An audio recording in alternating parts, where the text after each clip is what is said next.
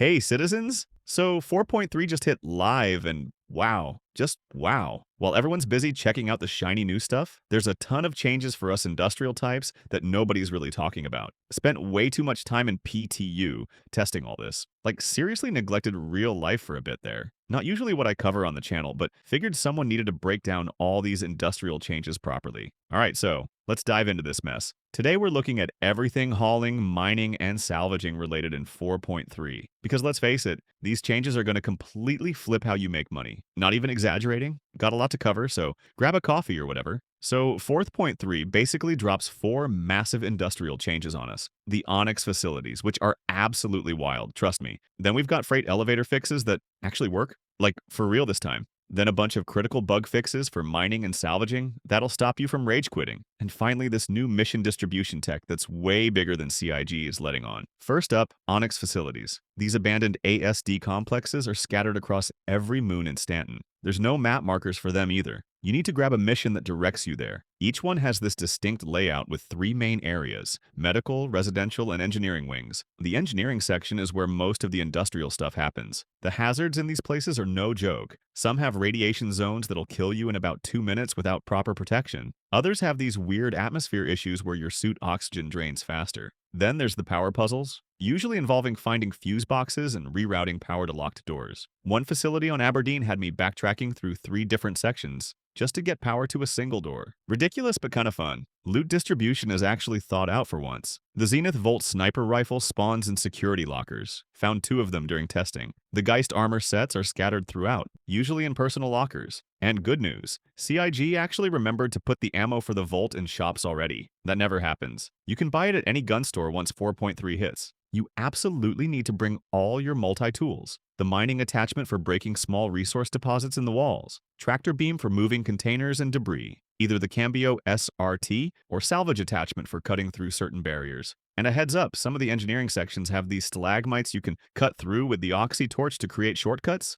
That's literally the only reason to bring it. Let's talk cargo. The Redwind line haul is back in Stanton with contracts tied to these ASD facilities, but they've completely revamped how the missions work. Instead of just take this box here, you're often retrieving abandoned cargo from these facilities, meaning you have to go in, find it, and extract it while dealing with all the hazards. The payout scaling makes sense now too. Higher risk areas with more hostile NPCs pay significantly better. The mission distribution tech is seriously game-changing. What CIG didn't advertise much is how it affects all unlimited contracts, not just the new ones. During testing, I ran the same trade route between Lorville and Area 1810 times. Not once did I encounter another player running the exact same mission. The system somehow tracks player distribution and tries to send you to locations that aren't currently being serviced. This fixes that nightmare scenario where you'd arrive at Lorville with 4 other caterpillars all trying to use the same freight elevator. They've essentially implemented dynamic supply and demand without explicitly calling it that. The more players hauling to a particular location, the less likely new missions will generate for that spot.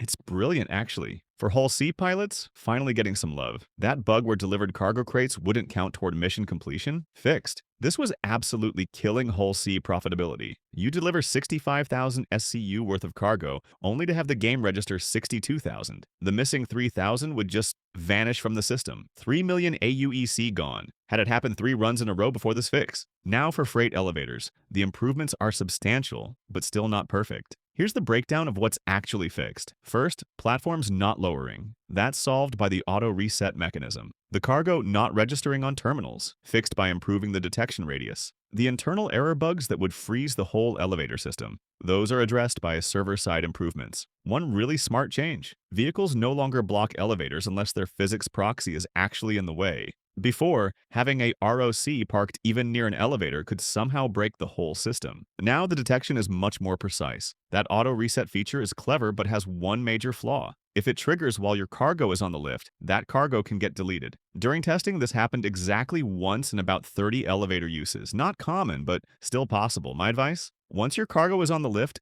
don't walk away.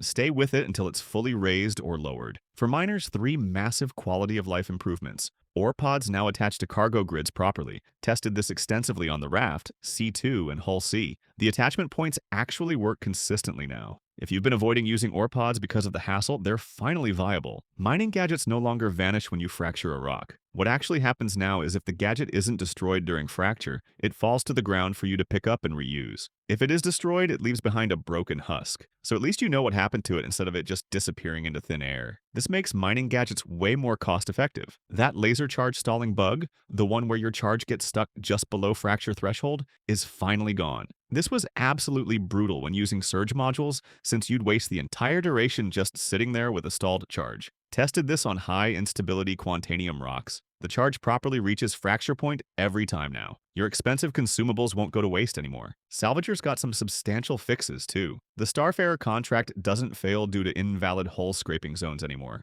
This was a particularly nasty bug because you wouldn't know it was broken until you'd already spent 20 minutes salvaging the ship. The salvage beam now reliably registers material removal. No more of that frustrating beam connected but nothing's happening issue. Salvage cargo boxes now stack properly in all ships, including the Vulture. Before, they'd sometimes clip through each other or refuse to stack at all, making inventory management a complete nightmare. And there's a potential fix for that bug where an empty salvage canister can't be reloaded. This applies to both the Cambio SRT and the SRT light attachment. One thing they haven't fixed yet, that exploit where the Cambio SRT can make ship hulls invincible. Really hoping for a hot fix on that one since it's basically breaking PvP combat for anyone who knows the trick. The forums are absolutely split on these changes. Veterans who've been burned before are super skeptical, and understandably so. Every patch promises fixes that only half work. But after putting these changes through serious testing, not just casual play but actively trying to break them, most actually hold up. Not perfectly, but significantly better than before. So how should you tackle industrial gameplay in 4.3? For Onyx Facilities, here's my loadout recommendation. Since the medgun now takes a pistol slot instead of a utility slot,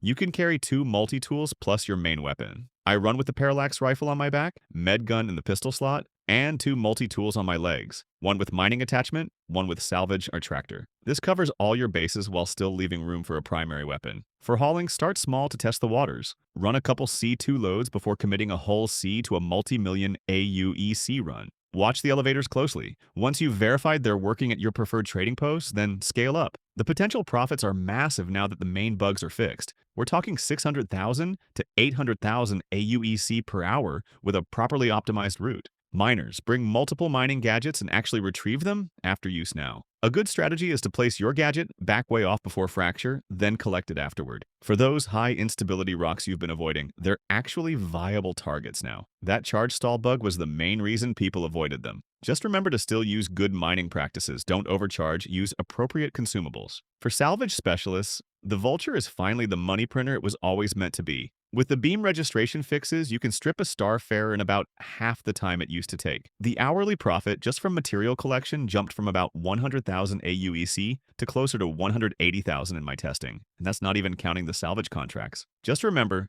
these Onyx facilities will be absolutely crawling with players for the first few weeks. Every wannabe PvP god will be camping them, especially on popular moons like Daymar and Yella. Either bring friends or wait a bit for the hype to die down. There's about 120 facilities across Stanton. That's roughly 30 per planet spread across their moons. If you find a low-pop server or head to less popular moons like Ida or Selen, you might get lucky and have one all to yourself. So what changes are you most excited about? The Onyx facilities? Working freight elevators? Those mining fixes? Drop a comment and let me know if you'd like to see more industry-focused videos on the channel. Not usually my main thing, but if there's interest, I could dive deeper into specific aspects of industrial gameplay. And if you found this helpful, that like button is just sitting there, wondering what it did to offend you. Hit subscribe if you want more Star Citizen content that doesn't sugarcoat the state of the game. That's all I've got for today on 4.3's industrial changes. Remember, in this game, patience isn't just a virtue, it's a survival strategy. Catch you in the black.